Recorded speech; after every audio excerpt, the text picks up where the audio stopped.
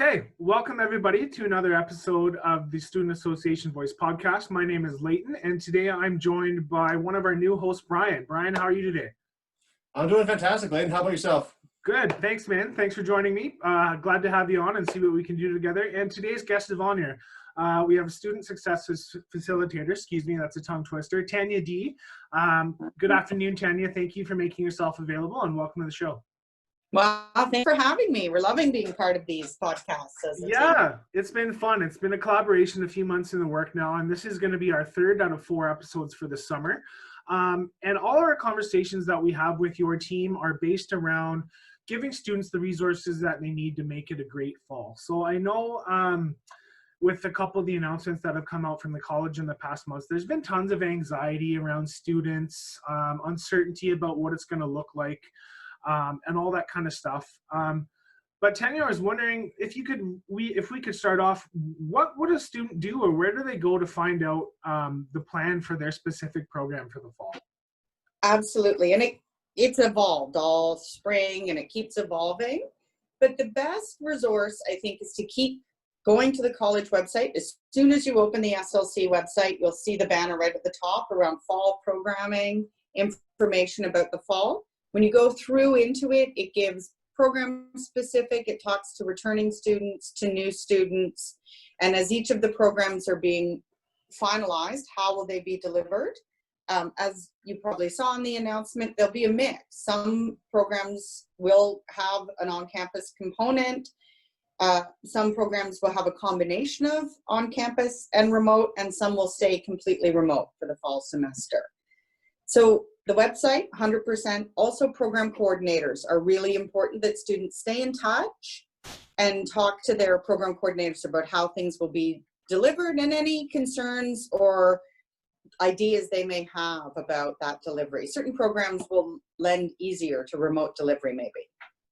Absolutely. As a business student, I found the transition last semester when it was happening midstream. It was pretty seamless with a lot of them, and I feel like there are obviously programs that have to be on campus, so it makes sense that like business is going to be off campus. And I think the college has done a really great job of communicating that, not only just the information, but the reasoning behind it. It's really felt like we're part of the process, and they actually, are showing that what they're doing, which is really appreciated. That's great. That's wonderful to hear, because it's been a very hard process for the team. I think I've been part of that team, but for them to really figure out, I think everybody wanted someone to have answers at the beginning, and nobody had answers. And so much of it's above the college Ontario level even, right? It's provincial and federal legislation that's telling us what we can do. Absolutely. We're all just living in COVID's world now and trying to make the best of it, right? So that's right. As long as we're all aware of that fact, I think it gets a lot easier once you just know, like, we're all trying this together, and it's just, we're all trying to do the best we can, and nothing's gonna be perfect, right? So that's right, and I think the college is trying really hard, and I think as we get settled in, people are getting some of the tech resources they need in place. That was hard. Not everyone had that when we quickly moved online. Oh, without a question. Yeah, so that's a great sentiment, Brian. I definitely share that. We're all in this together and supporting one each other and understanding that these are uncertain times and there will be mistakes. But you can't help it. We've never been through anything like this before in generations. So it's important to keep that at the heart of all our decisions and all our information, and just know that the students' well-being is what we're looking out for here, and making sure that they still get a quality education for sure. Absolutely. And I think that's top in all of the decision making sure that students and staff are safe and that the quality of the education continues to be top notch. Yeah, absolutely. So moving into an alternate delivery system is going to be new for a lot of students. I'm just wondering if you could walk us through what exactly does alternate delivery mean, and what might that look like for a few different programs? So alternate delivery, I think the college has been thoughtful about not just saying online, because these aren't, you may have taken courses that are specifically set up to be online. We host a lot of Ontario Learn courses. These are alternate delivery in that they may be a bit of a hybrid of some of your work happening virtually and some of your work happening hands-on in a classroom, or through some of our programs are doing placements, whether they be virtual placements or kind of a placement simulation to try to keep students moving forward. It will be I guess it will be different for all programs though. None of the programs are going to be exactly how they've been in terms of their delivery. Physically, the programs who are on campus will have all of the social distancing practices in place. Some students, technology, they've had to adapt and adjust to doing things online, getting technology in place that perhaps previously they've been using in Davies Hall or on any of our campuses. I realized I was a little Kingston centric there. Sorry. Fair. That's good. Sounds like there's definitely a bit of process and plan in place. Excuse me. Can you maybe give us an idea what programs will be allowed on campus and who may not? There will be, I would have to cheat, but I can cheat. We have to look. There is a list in one of Glenn's announcements and on our site of, and it shows programs, will they be on-site, off-site, or a combination of the two? And so it's really, they've prioritized healthcare programs and then programs that have to have a hands-on lab component. Yeah, that's one of the things that makes just perfect sense. And it's hard knowing there's going to be mainly online for my program, especially if not entirely, but the justification is there. And obviously something like culinary or like in something trade school, you can't do that online. It's just not physically possible. So that physical allocation should be going to those programs. So I think it's on everyone to understand that, it's not out of malice, it's out of just best fit, right? That's right. And Glenn's announcement just this week highlight that there will be, and I think I'm just scrolling his announcement right now, that some of the programs, so students that are referred to as stranded students currently, so those are students who, due to the sudden shift off campus, were not able to complete some kind of hands-on experiential learning on campus. So some of our simulation labs for some of our healthcare, some of our tech, some of our computer labs. So those students that are working right now to bring those students back in August to allow them to complete those requirements and graduate. So these are students who are really close and haven't quite been allowed to graduate. Yeah, I got 2 points on that. I think Glenn's emails have been amazing. They've just been kind of fun and witty and just a great way to get information across. And second, the simulation labs, something I hadn't thought of before, but that's a really interesting way to go about it. That's a great way to let people get the access to the knowledge without having to physically engage themselves. So I think that's a really cool direction to be on. It's a great, and some of our nursing programs use simulation and vet tech and that use simulation labs typically in their learning, which is great. Okay. If you're ever walking in the basement on the Kingston campus, you'll see some mannequins that look like patients. Yeah, exactly. Yeah, we've all been in that old creepy basement in Kingston, and especially in the middle of winter when it's 10 below down there and you're walking by those dark dungeon-like rooms. So. Oh yeah, right? Absolutely. It is. Awesome. Brian, fire away with number 3 there, my man. So obviously some people might have a problem with switching this alternative delivery. Like what if they're struggling? What can be done to help them? So I think one of the big things that we're really encouraging students is to remember you're still a full-time student. So being at home, having some flexibility, some classes will be delivered synchronously, so it'll be live time. All classes this semester, and it will continue. You'll have a specific scheduled class time, which means and your faculty is scheduled as well, so you have access to that person. Each faculty is trying different methods that work best for them and their students. So some will have set time, you're logged in, we're having a class over Teams, live in person. Some will be a hybrid of the two, and others will be asynchronous where there'll be recordings and work to do and you'll have access to the faculty, but you would be able to adjust that. Okay. What works for you. But we can't stress strongly enough, schedule your time like you're a full-time student. Know that you have your hours in class, and whether it's delivered synchronously or you go through the lessons independently, you have that time, plus you have additional time to be doing work outside of those courses. So we generally say you should sort of factor an hour outside of class for your hour inside of class. Absolutely. So if you're taking 15 hours of class in a week, you've got a full-time job just being at school. Yeah. Now, that said, we do fully respect how important working is for all of us and our incomes, but it's important time management. Certainly your SSF team can help you, on our SSF page on the website, we do have resources, but we'll connect in with individuals, really scheduling in so you know when you need to be available to classes, when you need to be available for your other responsibilities, and you factored in study time, with the goal of then factoring in fun time. Right? That's a really important piece that we often miss in time management. Yeah.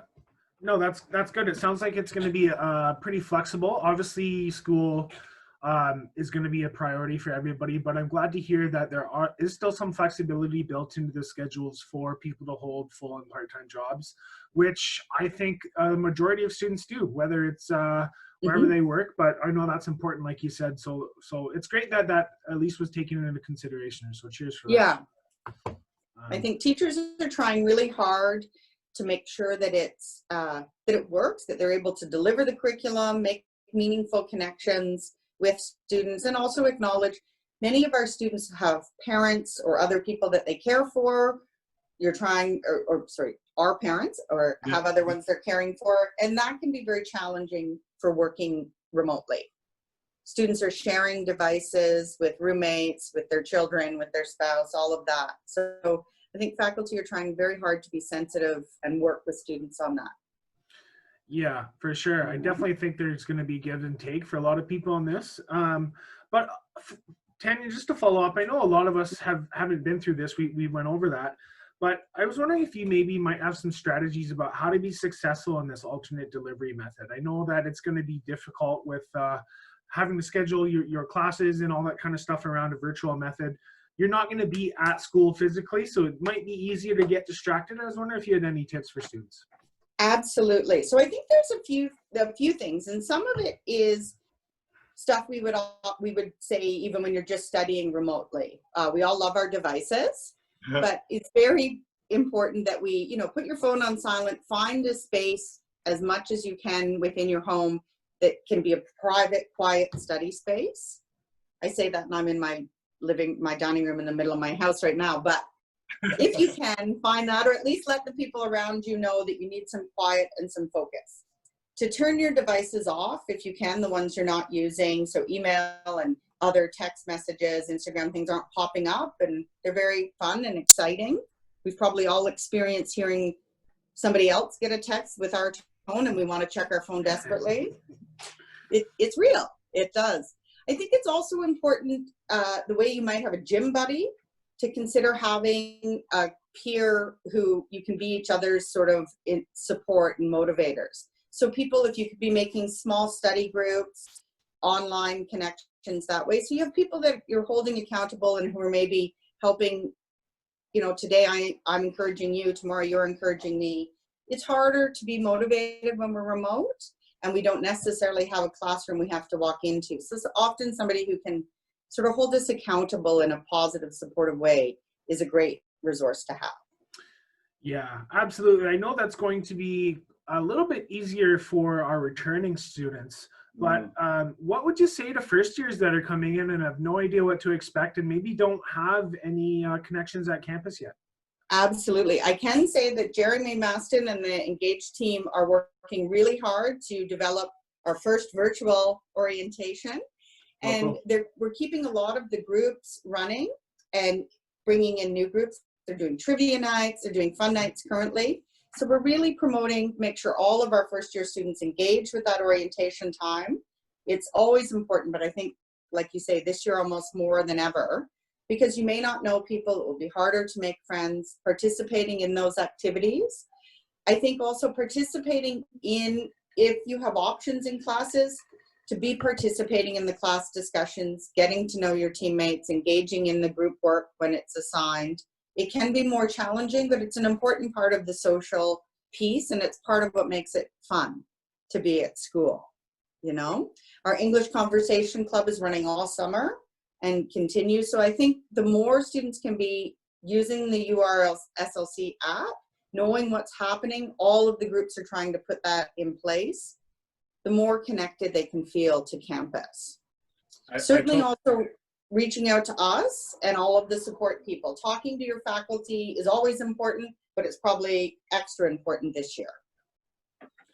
No, absolutely. And I found that the keeping in contact, the buddy system was something I did a lot last my first year, and I found that was just incredibly helpful, especially after we had to shift to online learning, because a couple of people, you just reach out, you help each other through program problems.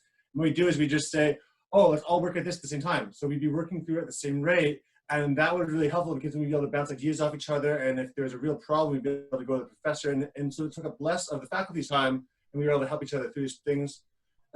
I like what you said. Just one or two other things I found personally that helped: getting dressed in the morning.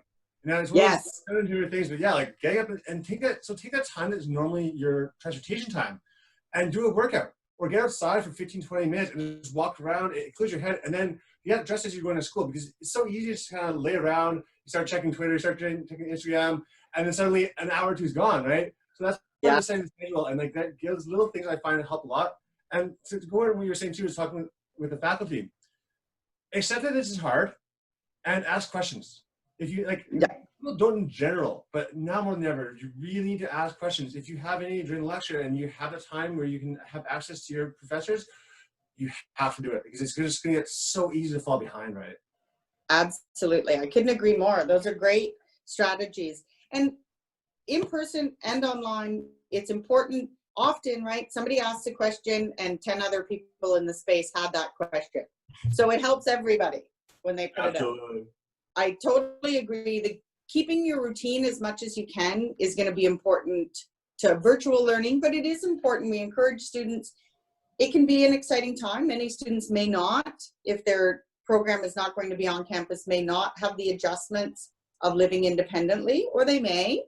And it's really important to be taking care of yourself, eating well, getting activity, addressing time off, so the same way you get up and you get dressed for work, then when it's the weekend and you've done all your work, you can feel justified to be laying on your couch watching Netflix, right? In your pajamas or whatever.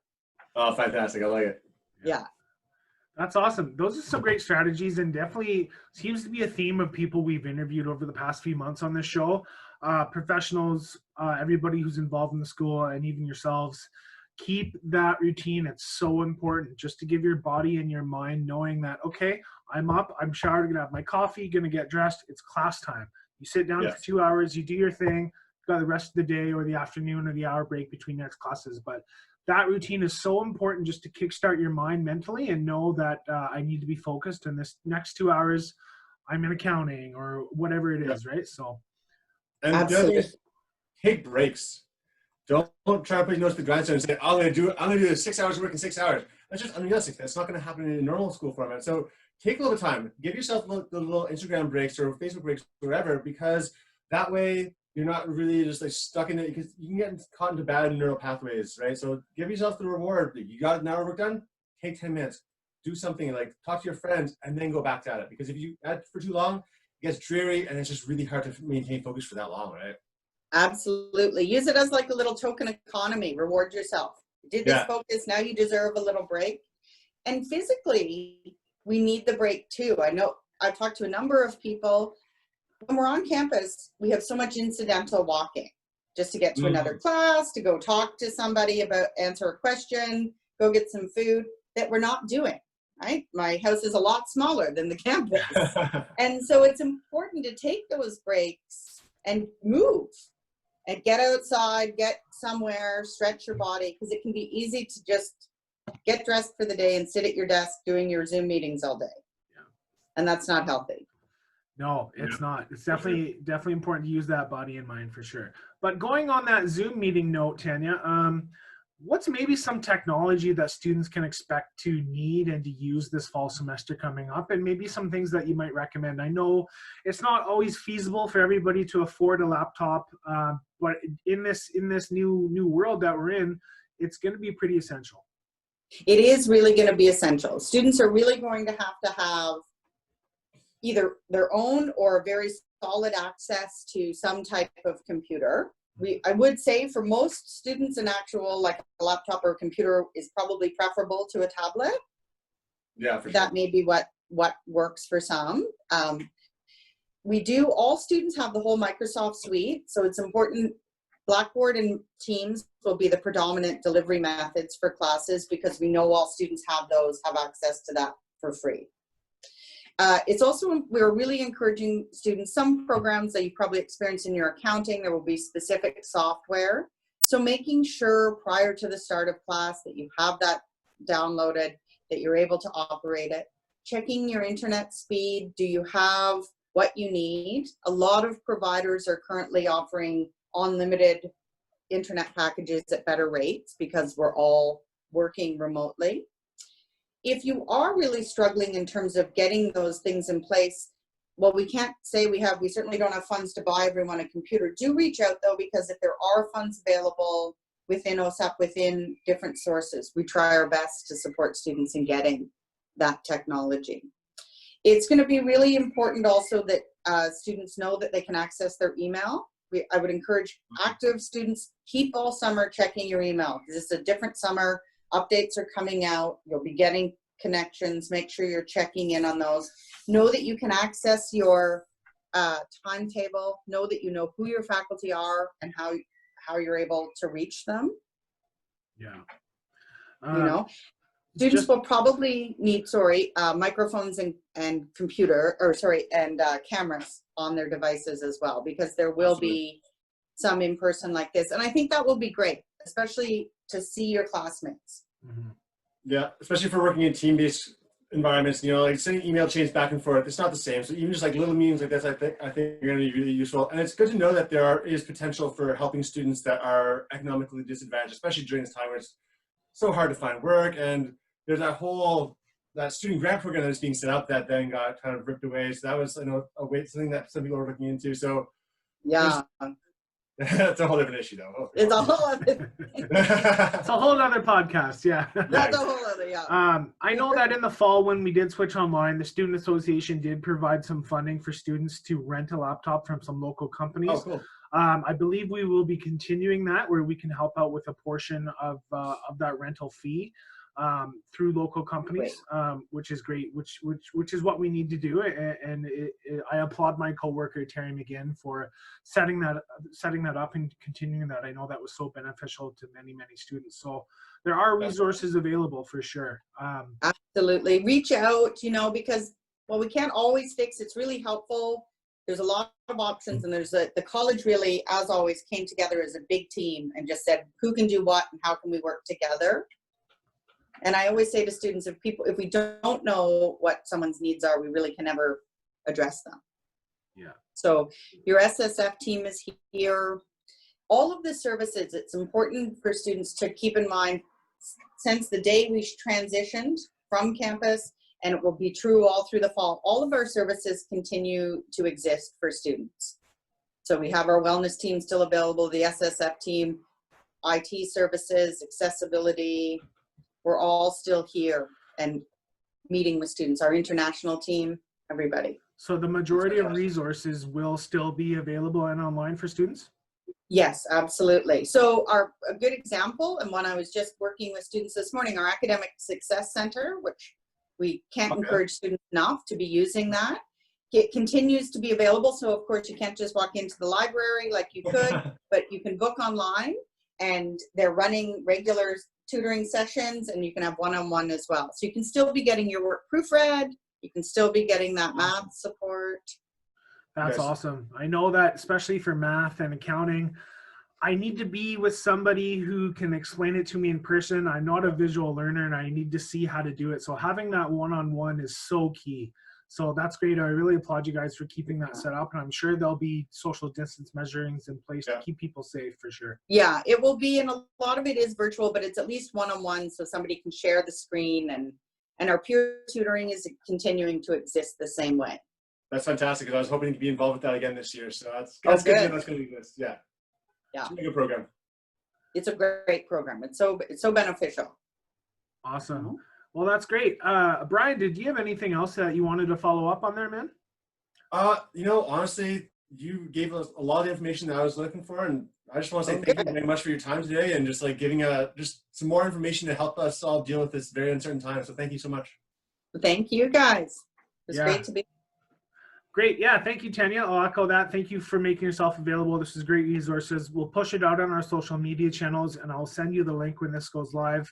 and we can get this resource out to students, because I know there's a lot of questioning and uncertainty about what does my program look like? What am I going to do? Is it even worth it for me to go to school this year? And just know that the St. Lawrence College team, from everybody in the Student Association down to your office, we're working together and we want to provide a great experience for students. So thank you again. We'll let you go for today, but I want to thank you again for coming on the show, and I really appreciate your time. Thank you so much. It was great to meet you guys. Thank you so Awesome. much. Okay, thanks, Tanya. Take care. All right. Well, that will be it for us, everybody. Thanks for watching today's episode. I know you can find us on any of our social media channels, and Facebook, Instagram, and of course our YouTube channel. So give us a like and a subscription, and we'll see you next time. Thanks for watching the Voice Podcast.